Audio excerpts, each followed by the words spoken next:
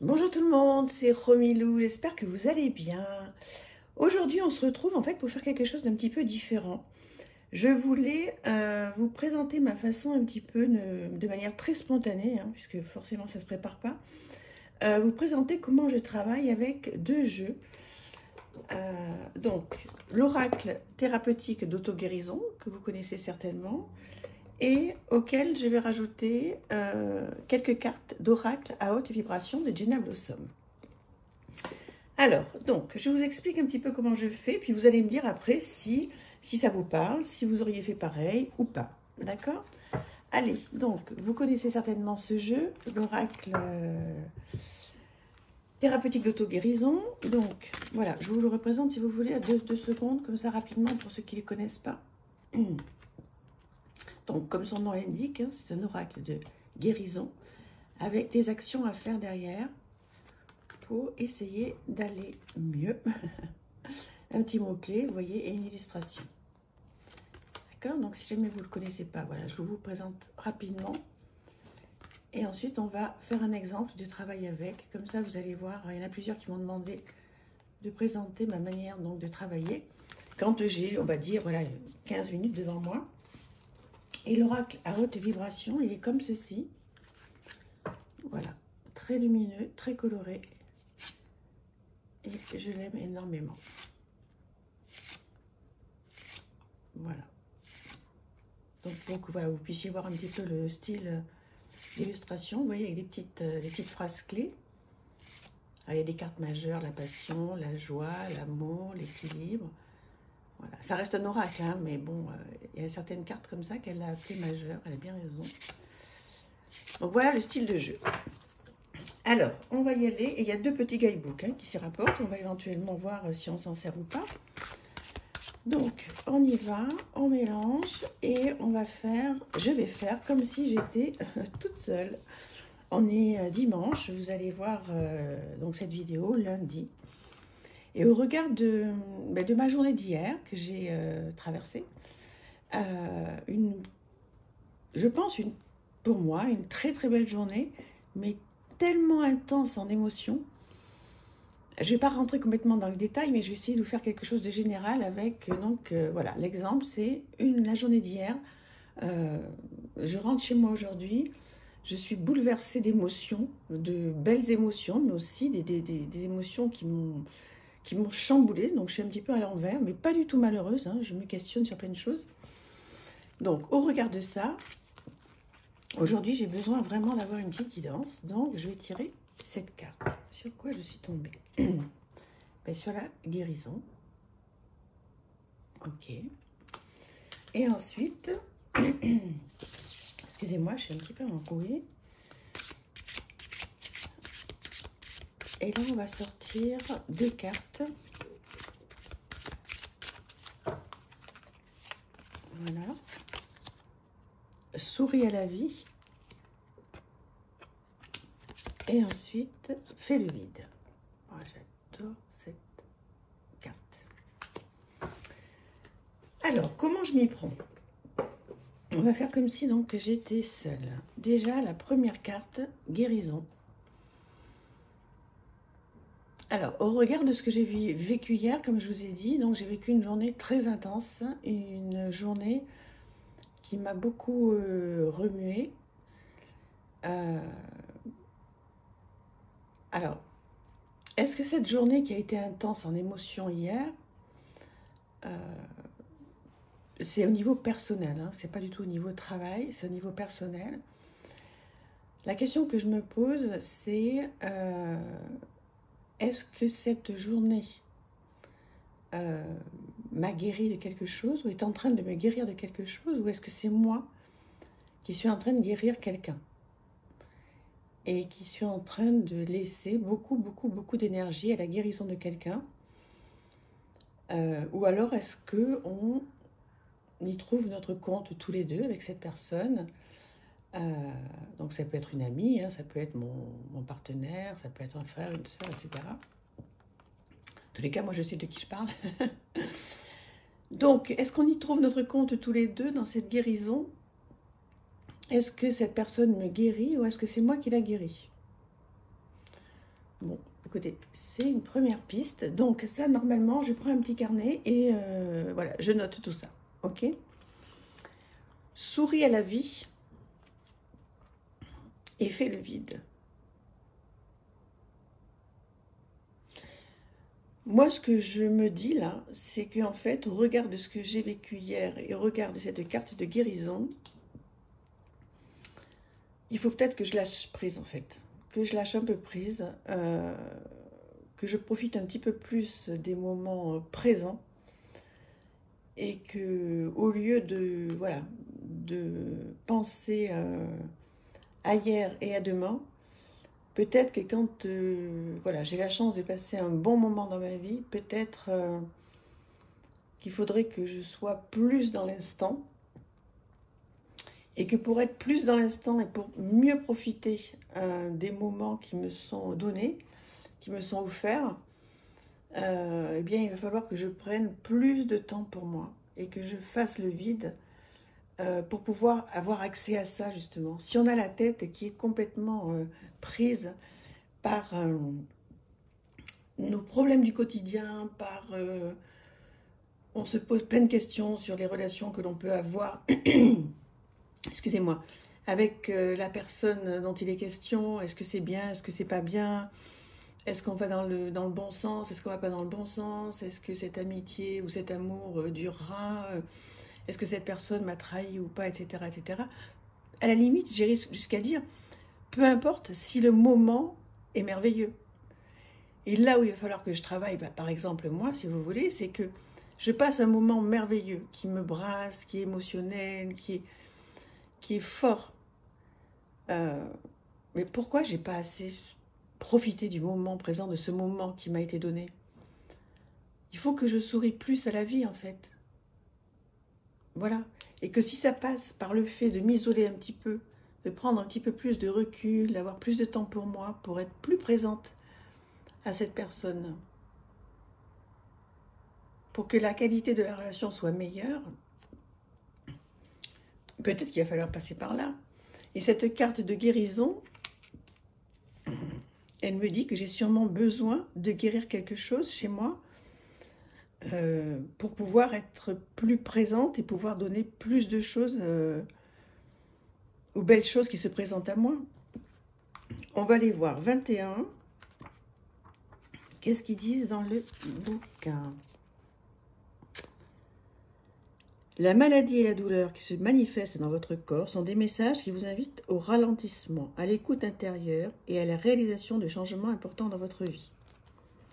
Que vous vous sentiez stressé, submergé, que vous souffriez de problèmes de santé ou que vous vous sentiez épuisé ou abattu, tout cela vient vous signifier que votre corps essaie de vous parler. Il vous demande de le traiter avec plus d'amour et d'être plus à l'écoute des messages qu'il vous envoie. Commencez par prendre conscience des sphères de votre vie que vous laissez de côté. La guérison prend du temps.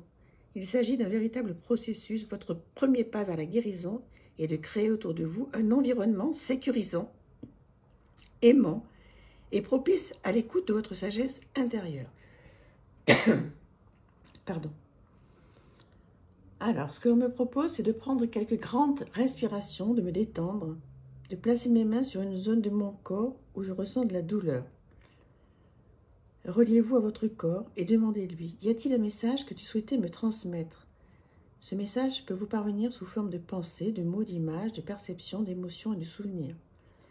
Prononcez l'affirmation suivante. Je fais appel à ma sagesse intérieure de guérison pour éliminer toutes les douleurs, les blocages et les tensions de cette zone. Visualisez et ressentez l'énergie dense de la douleur quitter votre corps. Affirmez, je demande à ma sagesse intérieure de guérison de diffuser un rayon de lumière verte dans cette zone. Je demande l'activation de tous les mécanismes immunitaires de mon corps et que mon corps redevienne maintenant un état d'équilibre et de santé parfait. Visualisez une lumière verte circulant à travers tout votre corps pour le guérir. Revenez tout doucement à votre conscience et ouvrez vos yeux. Les yeux. Donc là, vous voyez, par exemple, ils sont en train de me faire réfléchir sur le fait que j'ai peut-être besoin, effectivement, de guérir quelque chose. Donc ça, on est complètement d'accord, c'est ce que je me disais au départ.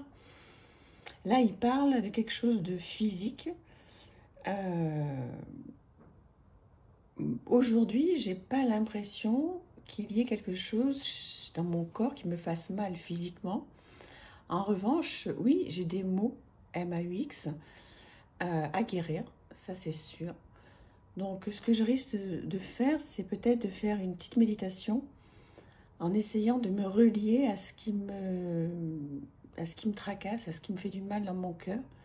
Pourquoi je n'arrive pas à vivre donc ces merveilleux moments pleinement, parce qu'il y a quelqu'un, quelque chose, il y a des cicatrices, il y a une cicatrice qui est à l'intérieur.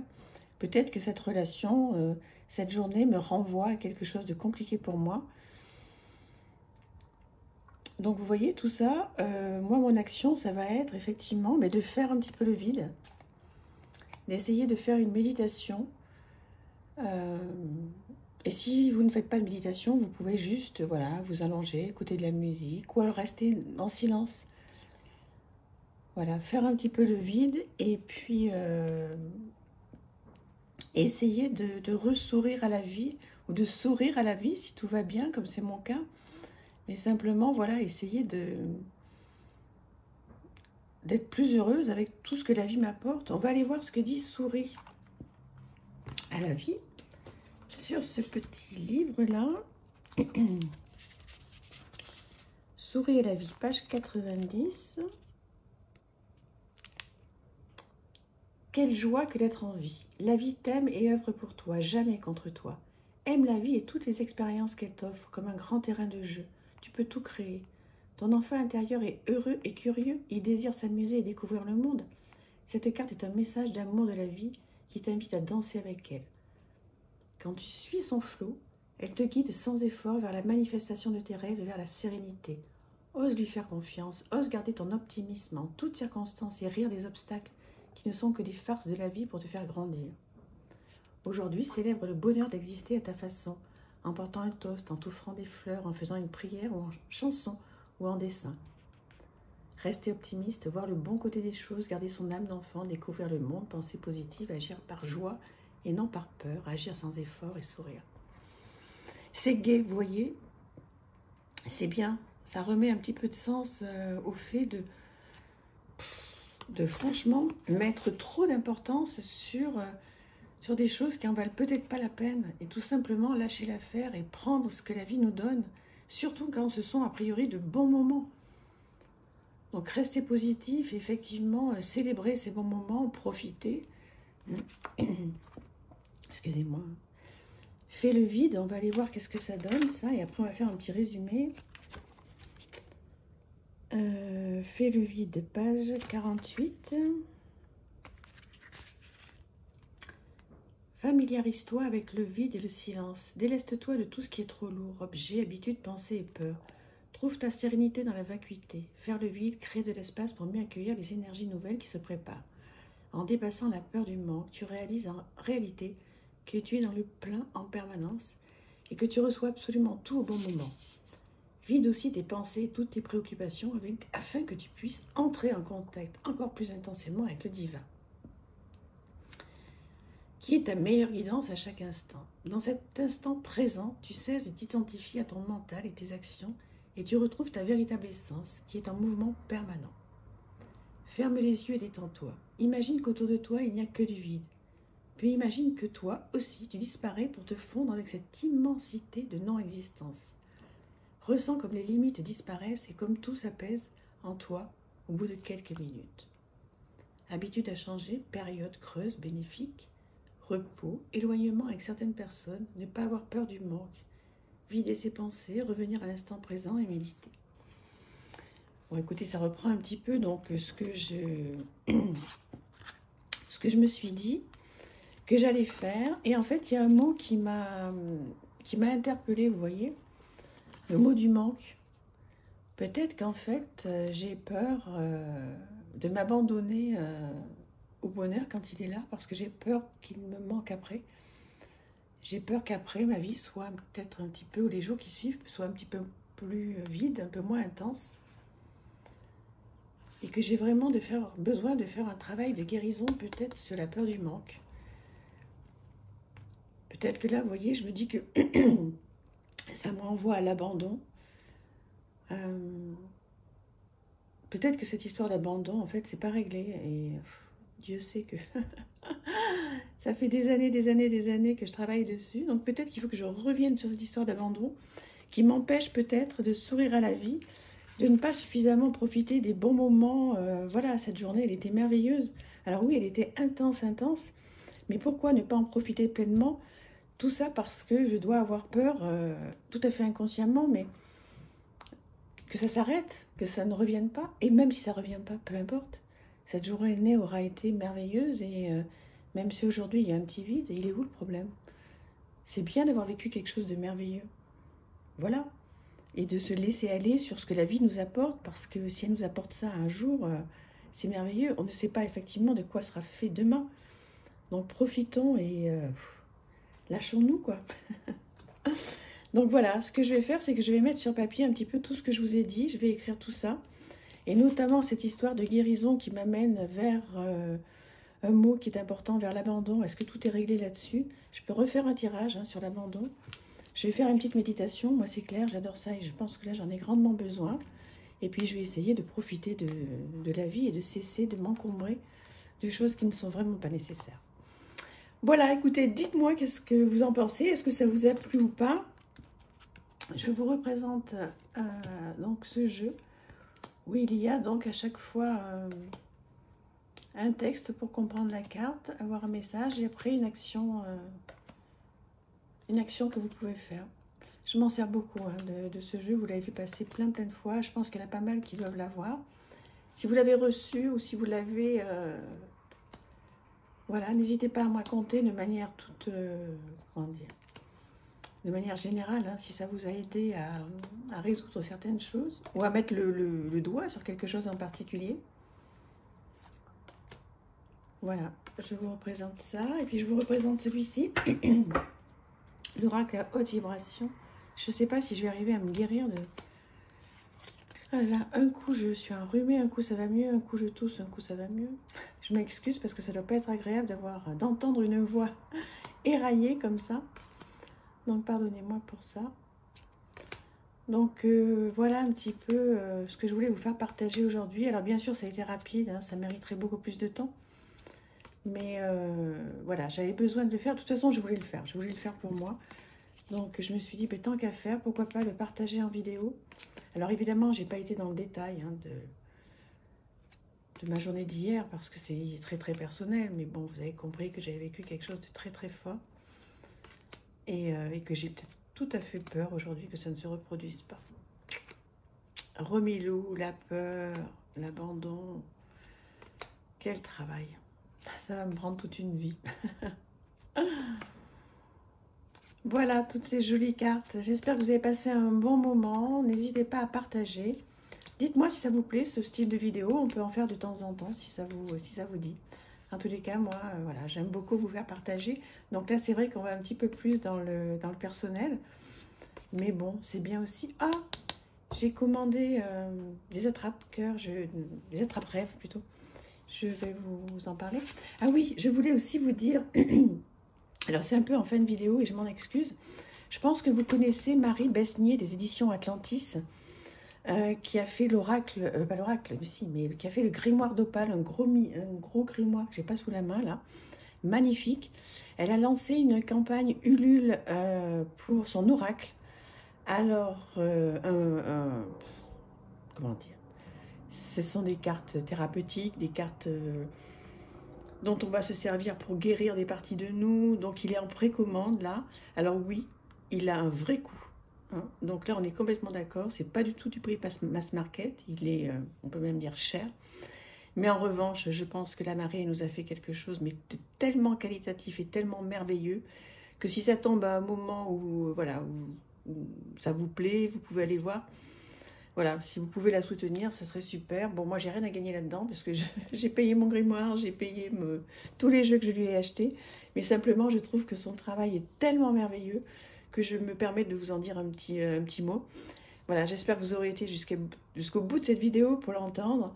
Et je ne manquerai pas de vous le présenter lorsque je l'aurai, mais pas avant, je pense, cet été, au printemps. Voilà, l'oracle d'opale qui est sur Ulule. N'hésitez pas à aller voir. Mais oui, je vous préviens, il y a un coût.